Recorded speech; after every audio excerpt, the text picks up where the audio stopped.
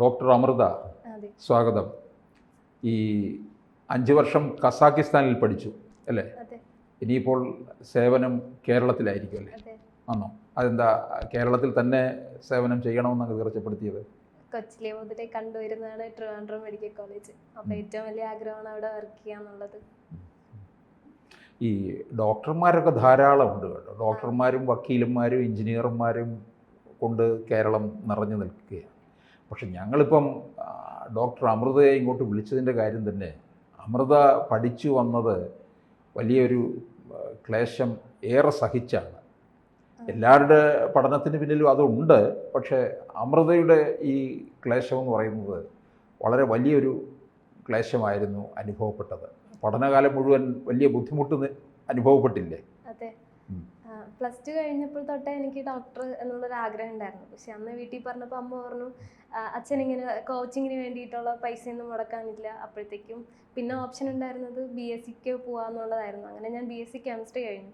അപ്പോൾ ആ സമയത്തായിരുന്നു അനിയത്തി 12th കഴിഞ്ഞ് ഇറങ്ങി. അപ്പോൾ അവൾക്ക് നീറ്റിന് അപ്ലൈ ചെയ്യണമായിരുന്നു. അപ്പോൾ ഞാൻ വിചാരിച്ചു ഒരേ സെൻറ്റർ ഇടുകയാണെങ്കിൽ രണ്ടുപേർക്ക് ഒത്തു പോകാമല്ലോ എന്നുള്ള മൈൻഡിലായിരുന്നു ഞാൻ സത്യത്തിൽ നീറ്റ് എഴുതുന്നത്.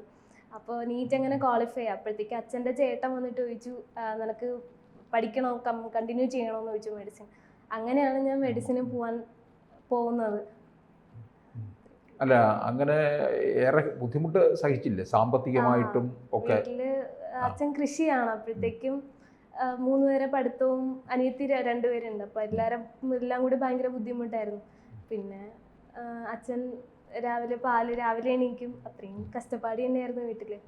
അല്ല, അച്ഛന് കൃഷി എന്നുള്ളത് എന്തിനാ ഇത്ര പതുക്കെ പറയുന്നത്? കൃഷിക്കാരൻ എന്നുള്ളത് എൻ്റെ അച്ഛൻ IAS കാരനാണ്, അല്ലെങ്കിൽ എൻ്റെ അച്ഛൻ പിന്നെ IPS കാരനാണ് എന്ന് പറയുന്നത് പോലെ ഉറക്കെ പറയാവുന്ന ഒരു കാര്യമാണ് എൻ്റെ അച്ഛൻ കൃഷിക്കാരനാണ് എന്നുള്ളത്. കാരണം ഇപ്പോൾ അമൃതയും ഞാനും അല്ലെങ്കിൽ ഇവിടെ ഉള്ളവരൊക്കെ ആരോഗ്യത്തോടുകൂടി ഇരിക്കുന്നത് ആരുള്ളത് കൊണ്ടാണ്?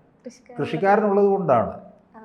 അപ്പോൾ അതിൽ വലിയ അഭിമാനമല്ലേ തോന്നുന്നത്? ശരിക്കും പക്ഷേ കുട്ടിക്കാലം മുതലേ കേൾക്കുന്നത് 3 പെമ്പിള്ളാരെങ്ങനെയാണ്, നീ കൃഷിയും വെച്ചിട്ട് എങ്ങനെ ജീവിക്കും, അങ്ങനെ ഒരു ഇതായിരുന്നു കുട്ടി. കൃഷി വെച്ചേ ജീവിക്കാൻ പറ്റുള്ളൂ. അപ്പോൾ അതിനെ എങ്ങനെയെങ്കിലും അതിജീവിച്ച് അച്ഛനെ രക്ഷപ്പെടുത്തുക എന്നുള്ളതായിരുന്നു എൻ്റെ ഏറ്റവും വലിയ. ഇപ്പോഴും അത് തന്നെയാണ്. അച്ഛനെ ഇങ്ങനെ കഷ്ടപ്പെടുത്തുന്നതൊക്കെ ഒന്ന് മാറ്റി വെച്ചിട്ട് അച്ഛനെ ഒരു തിരുത്തി സുഖമായിട്ട് നടത്തുക, അങ്ങനെയൊക്കെ ആയിരുന്നു. ഇപ്പം അച്ഛന് ആരോഗ്യപരമായിട്ട് അച്ഛൻ ഭയങ്കര വീക്കാണ്. അപ്പോൾ കഷ്ടപ്പെടുന്നത് കാണുമ്പോഴത്തേക്കും ഭയങ്കര എപ്പോഴും എന്തെങ്കിലും പറ്റിക്കൊണ്ടിരിക്കും. ഇപ്പം 2 മാസം മുമ്പായിരുന്നു ഒരു ആക്സിഡൻറ്റ് പറ്റി. പൊതുവേ അച്ഛന് നടക്കാനൊന്നും പറ്റത്തില്ല. അതും വെച്ചിട്ട് ഞങ്ങൾക്ക് വേണ്ടിയിട്ട് കഷ്ടപ്പെടുക. അപ്പം അതൊക്കെ ഒന്ന് മാറ്റണം എന്നൊക്കെ ഭയങ്കര ആഗ്രഹമുണ്ട്. അപ്പം ആരോഗ്യപരമായിട്ട് അച്ഛൻ കഷ്ടപ്പെടുമ്പോൾ ചികിത്സിക്കാനായിട്ട് മകളും ഇനിയിപ്പോൾ ഉണ്ടല്ലോ അല്ലേ? അപ്പോൾ തീർച്ചയായിട്ടും ഈ ഏത് തരത്തിലുള്ള കഷ്ടപ്പാടുകളൊക്കെ അനുഭവിച്ചു? അപ്പോൾ കൃഷി എന്ന് പറഞ്ഞു, കൃഷി എന്തൊക്കെയായിരുന്നു? അച്ഛന് പാടം ഉണ്ടായിരുന്നു. പിന്നെ വീട്ടിലേക്ക് ആവശ്യമായിട്ടുള്ള പച്ചക്കറിയൊക്കെ നമ്മൾ തന്നെയാണ് ഉണ്ടാക്കിയെടുക്കുന്നത്. ഇതൊക്കെ തന്നെ മെയിനായിട്ട്. അല്ല, അതിനോടൊപ്പം തന്നെ വീട്ടിലെ ബുദ്ധിമുട്ടും ഉണ്ടായിരുന്നു നിങ്ങളെ പഠിപ്പിക്കുന്നതിനോടൊപ്പം തന്നെ അല്ലേ? അപ്പോൾ ചെറുപ്പത്തിലെ ഈ ഡോക്ടർ ആകണമെന്നുള്ള ഒരു ആഗ്രഹമായിരുന്നു നിന്നിരുന്നത് അല്ലേ? അതെ. അതുപോലെ ഈ കസാഖിസ്ഥാനിൽ അവിടെ എങ്ങനെയായിരുന്നു പഠന കാര്യങ്ങളൊക്കെ? ഒരു പ്രത്യേക അറ്റ്മോസ്ഫിയർ ആണല്ലോ, മറ്റ് ഇടങ്ങളെക്കാളൊക്കെ വ്യത്യസ്തമാണ് ഈ കസാഖിസ്ഥാൻ. ആദ്യം കസാഖിസ്ഥാനിൽ കേട്ടപ്പോൾ ഭയങ്കര പേടി തന്നെയായിരുന്നു. പക്ഷേ സീനിയേഴ്സായിട്ടൊക്കെ സംസാരിച്ചപ്പോൾ അവർ പറഞ്ഞു അങ്ങനെ വേറെ പ്രശ്നമൊന്നുള്ള ഒരു കൺട്രി അല്ല. പിന്നെ വല്ലിച്ചൻ പറഞ്ഞു ധൈര്യമായിട്ട് പോയിട്ട് എന്തെങ്കിലും ഉണ്ടെങ്കിൽ നമുക്ക് ഫേസ് ചെയ്യാം, അങ്ങനെയുള്ളൊരു ധൈര്യം വല്ലിച്ചൻ തന്നതിൻ്റെ പേരിലാണ് പിന്നെ കസാഖിസ്ഥാൻ ഡിസൈഡ് ചെയ്യുന്നത്. പിന്നെ അവിടുത്തെ ലൈഫ് ഫുള്ളി എൻ്റയർലി ഡിഫറെൻ്റ് ആയിരുന്നു. എല്ലാവർക്കും എപ്പോഴും പോയി എൻജോയ് ചെയ്യാൻ പറ്റിയ ഒരു സ്ഥലം കൂടിയാണ് കസാഖിസ്ഥാൻ എന്ന് പറയുന്നത്. അല്ല, അവിടെ പോയി പഠിക്കുക എന്നൊക്കെ പറയുന്നത് വലിയ ചിലവേറിയതാണ്. അപ്പോൾ അത് എങ്ങനെ മുമ്പോട്ട് കൊണ്ടുപോയി എന്ന് ചോദിച്ചാൽ, ഈ ഇവിടുന്ന് പശുവിനെ പാല് വിറ്റും ഒക്കെ ആയിരുന്നോ അത്തരത്തിലുള്ള? വല്ലിച്ചനുള്ളത് കൊണ്ട് ഒന്നും അറിയാതെ വലിയ കഷ്ടപ്പാടില്ലാതെ പോയി. ബാക്കി എല്ലാ ചിലവും വല്ലിച്ചൻ തന്നെയാണ് നോക്കിയത്. അല്ല, അവിടം കൊണ്ടും ചിലവ് തീരുന്നില്ലല്ലോ, ഇനി അങ്ങോട്ടുണ്ടല്ലോ. അപ്പം നിങ്ങൾ തന്നെ വേണമല്ലോ ഇനിയിപ്പോൾ അങ്ങോട്ട് മുമ്പോട്ട് തുഴഞ്ഞു പോകേണ്ടത്. അതെ, അങ്ങനെയുള്ള കാര്യങ്ങളൊക്കെ എങ്ങനെ ആലോചിച്ച് വെച്ചിരിക്കുന്നപ്പോൾ? ഇത് കഴിഞ്ഞിറങ്ങി അവിടെ എവിടെയെങ്കിലും കയറണം, ബാക്കിയുള്ളത് സ്വന്തമായിട്ട് കണ്ടുപിടിക്കുക, സ്വന്തമായിട്ട് തന്നെ ബാക്കി പഠിക്കുക എന്നുള്ളൊരു ആഗ്രഹമുണ്ട്. ഈ കസാഖിസ്ഥാനിൽ പിന്നെ പഠന ചെലവും വളരെ കൂടുതലല്ലായിരുന്നു? 5 ലക്ഷം രൂപയായിരുന്നു ഫീസൊക്കെ. അപ്പം അതൊക്കെ വലിച്ചൻ തന്നെയാണ് ചെയ്തത്. അതുപോലെ തന്നെ 5 വർഷം അവിടെ പഠനം നടത്തി. 5 വർഷം. അത് കഴിഞ്ഞിട്ടുള്ള ഹൗസ് സർജൻസി എന്ന് പറയുന്നത് ഇനിയിപ്പോൾ കേരളത്തിൽ തന്നെ. ഇപ്പൊ ഇവിടെ എക്സാം പാസ്സായിട്ട് ഇക്വലന്റ് ഉണ്ടായിരുന്നു. 2 മാസം ആയതേ ഉള്ളൂ എക്സാം കഴിഞ്ഞിട്ട്. സോ അപ്പൊ റിസൾട്ട് വന്നു. ഫസ്റ്റ് അറ്റംപ്റ്റിൽ തന്നെ പാസ്സായി. എല്ലാവരുടെയും പ്രാർത്ഥന കൊണ്ട് ഇപ്പൊ തന്നെ പാസ്സാകാൻ പറ്റി. ഒരുപാട് പേര് 7 വർഷം പ്രാവശ്യം കഷ്ടപ്പെട്ടിട്ട് എഴുതുന്ന എക്സാമാണ്. സോ ഫസ്റ്റ് അറ്റംപ്റ്റിൽ പാസ്സാവാൻ പറ്റി. ഇനി ഇവിടെ തന്നെ അടുത്ത ഹൗസ് സർജൻസി ചെയ്യണം. അതൊരു 6 മാസം എടുക്കും. ഈ കസാഖിസ്ഥാനിലെ അവിടുത്തെ സർക്കാരിൻ്റെ ഉടമയിലുള്ള കോളേജ് ആണോ അതോ ആയിരുന്നു അല്ലേ? ഇവിടുത്തെ പോലെ റാഗിങ് ഉണ്ടോ? ഇല്ല, നമ്മുടെ സീനിയേഴ്സ് പറഞ്ഞതും റാഗിങ് ഒന്നും ഇല്ല. അവരുടെ സീനിയേഴ്സ് ആയിട്ട് തന്നെ കണ്ട് റെസ്പെക്റ്റ് ആയിട്ട് പോയാൽ മതി, അല്ലാതെ വേറെ ഇഷ്യൂസ് അവരായിട്ട് ഉണ്ടാക്കത്തില്ല എന്ന് പറഞ്ഞു. അതുകൊണ്ട് വേറെ റാഗിങ് ഇഷ്യൂസ് ഒന്നും ഉണ്ടായിട്ടില്ല അവിടെ. ഇവിടുത്തെ പഠന രീതിയിൽ നിന്ന് എന്തെങ്കിലും വ്യത്യസ്തമായിട്ടുണ്ടോ അവിടെ? വ്യത്യാസം നമ്മളായിട്ട് കുറച്ചുകൂടി ഇന്ററാക്ട് ചെയ്ത് ചെയ്യുന്നത്. നമുക്കൊന്നും സ്പൂൺ ഫീഡ് ചെയ്ത് തരത്തില്ല. നമ്മളായിട്ട് സ്വന്തമായിട്ട് റിസർച്ച് ചെയ്ത് പഠിക്കുക ചെയ്യേണ്ടേ.